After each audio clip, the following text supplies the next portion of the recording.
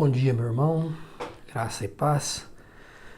Passando aqui para deixarmos uma meditação, uma breve meditação. Estamos na carta de Paulo aos Efésios, nessa manhã de sexta-feira. Vamos fazer a leitura, nós estamos no capítulo 1, vamos iniciar hoje o verso 15 em diante. Uma oração de Paulo, nós vamos ler toda a perícope. Depois vamos considerar algumas coisas, serão algumas gravações dentro desta oração de Paulo. Ela é muito rica, tanto teologicamente quanto prática. Façamos a leitura. Desde que eu soube de sua fé no Senhor Jesus e de seu amor pelo povo santo em toda parte, não deixo de agradecer a Deus por vocês. Em minhas orações, peço que Deus, o Pai glorioso de nosso Senhor Jesus Cristo, lhes dê sabedoria espiritual e entendimento para que cresçam no conhecimento dele. Oro para que seu coração seja iluminado, a fim de que compreendam a esperança concedida àqueles que ele chamou e a rica e gloriosa herança que ele deu ao seu povo santo. Também oro para que entendam a grandeza insuperável do poder de Deus para conosco, os que cremos. É o mesmo poder grandioso que ressuscitou Cristo dos mortos e o fez sentar-se no lugar de honra, à direita de Deus, nos domínios celestiais. Agora ele está muito acima de qualquer governante, autoridade, poder, líder ou qualquer outro nome, não apenas neste mundo, mas também no futuro. Deus submeteu todas as coisas à autoridade de Cristo e o fez cabeça de tudo, para o bem da igreja. E a igreja é seu corpo. Ela é preenchida e completada por Cristo, que enche consigo mesmo todas as coisas em toda parte. As orações de Paulo são de uma riqueza teológica e prática muito grande. Em todas as suas cartas nós podemos encontrá-las. E quando as encontramos, devemos meditar, pensar, porque nelas encontramos um fundamento seguro para a nossa vida de oração, para a nossa vida de devoção.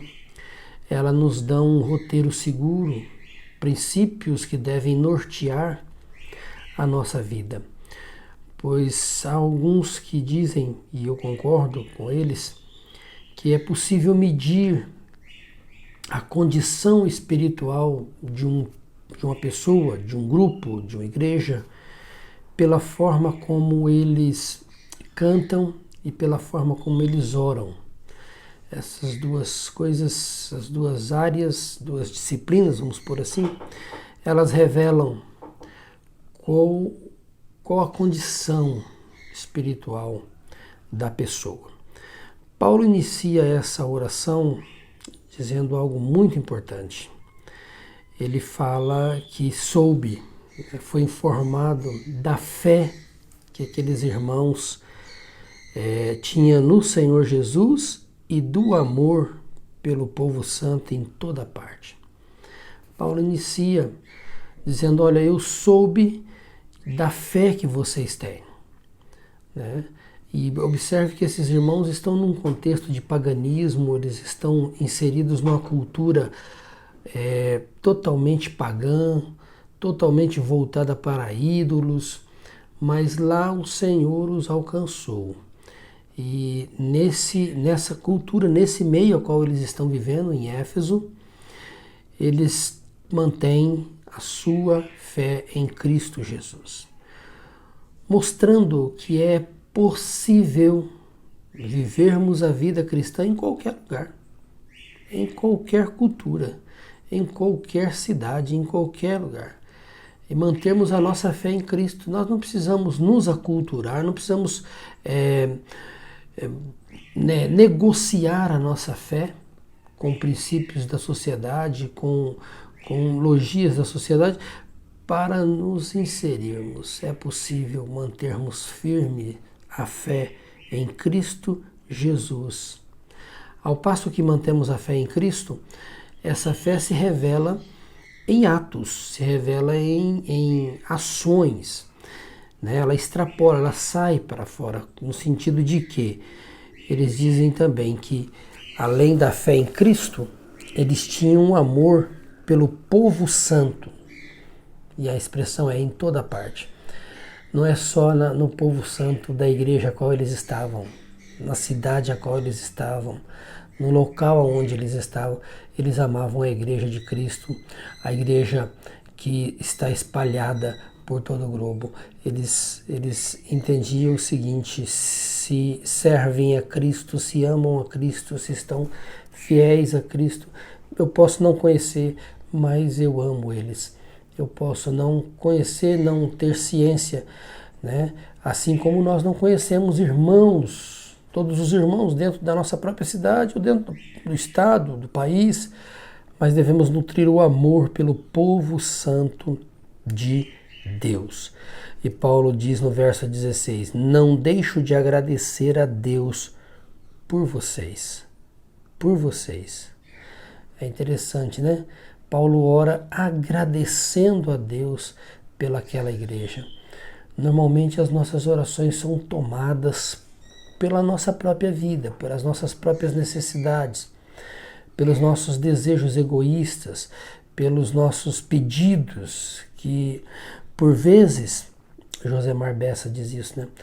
Por vezes as nossas orações parecem mais com listas de compras do que com uma carta de amor. Né? Nós pedimos e normalmente pedimos para nós mesmos, para gastarmos com nós mesmos. Por isso o texto do profeta vai dizer: vocês pedem, não recebem porque vocês pedem mal, para gastarem seus próprios deleites. Então observe que aqui Paulo ora agradecendo a Deus pela vida daqueles irmãos. Qual foi a última vez que nós oramos agradecendo a Deus pela vida dos irmãos que estão próximo de nós, pela vida dos irmãos de nossa cidade? Qual foi a vez que nós oramos pelas igrejas de nossa cidade, de nosso bairro? Orando, pedindo a Deus graça a eles, crescimento a eles, né? Que Deus seja glorificado na vida deles, na vida das igrejas de nossa cidade. Qual foi a última vez que oramos desta forma? Por vezes a nossa oração se limita a nós, quando no máximo a nossa igreja.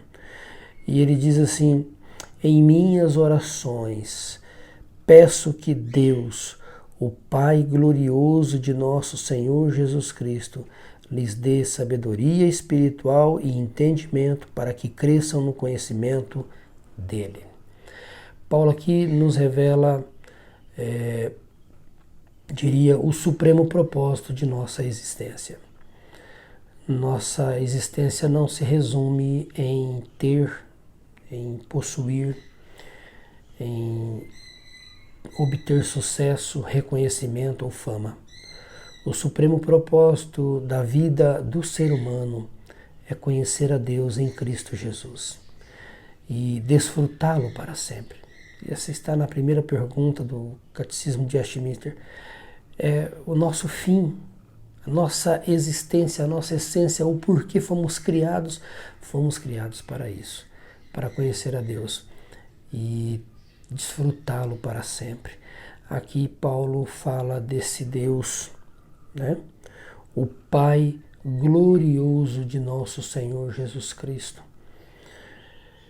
que nos dará sabedoria espiritual. Não é uma sabedoria mundana, não é uma sabedoria transitória, não é uma sabedoria pequena, fraca, é uma sabedoria procedente do Espírito, é uma sabedoria procedente da Escritura, uma sabedoria espiritual. E ele diz, e entendimento, capacidade para compreendermos aquilo que nos está sendo revelado, aquilo que nos está sendo dado. Com qual propósito Deus nos concederá isso? Não é para que eu abra a minha tenda, não é para que eu me torne famoso, não é para que eu use isso para a minha própria vida, buscando fama, reconhecimento neste mundo. Não, não, não é para nada disso. Ele conclui dizendo, para que cresçam no conhecimento dele. Deus nos concederá sabedoria, entendimento, para que possamos compreender ainda mais a Ele, crescer ainda mais no conhecimento dEle. Ainda mais no conhecimento dEle. Por isso o salmista diz, Senhor, desvenda os meus olhos para que eu contemple as maravilhas da Tua lei. Meus irmãos, que Deus continue nos ajudando, revelando a Sua graça em Cristo Jesus para com as nossas vidas, nos dando sabedoria, nos dando entendimento, para que possamos crescer no conhecimento dele, entender que o propósito de nossa vida, de nossa existência, é conhecer a Deus em Cristo. É conhecer a Deus em Cristo. E isso vai ganhar o nosso coração a cada dia. Nós voltaremos ainda a pontuar algo nesse texto. Que Deus abençoe o seu dia, que Deus abençoe sua sexta-feira. Um forte abraço.